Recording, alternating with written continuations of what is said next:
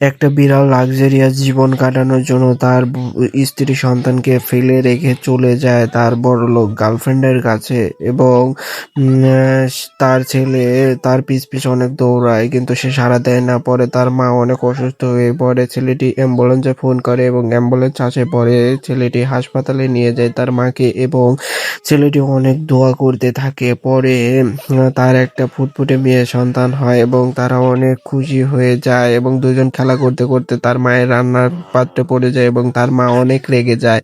পরে তাদের অনেক শাসন করে। পরে তারা ২ জনে খেতে বসে এবং তার মেয়েটি খেতে চায় না। পরে ভাই জোর করে খাওয়ায়। পরে ভাই অনেক অসুস্থ হয়ে পড়ে এবং মেয়েটি বাইরে চলে যায় বৃষ্টিতে ভিজে এবং একটা গুহায় আশ্রয় নেয়। পরে ছেলেটি তার মাকে এসে বলে যে, "আমাদের বোন তো নেই।" পরে ২ জন দৌড়ে গিয়ে তার বোনের খোঁজ করে। পরে বোনকে পেয়ে যায় এবং ৩ জনে অনেক খুশি হয়ে যায়।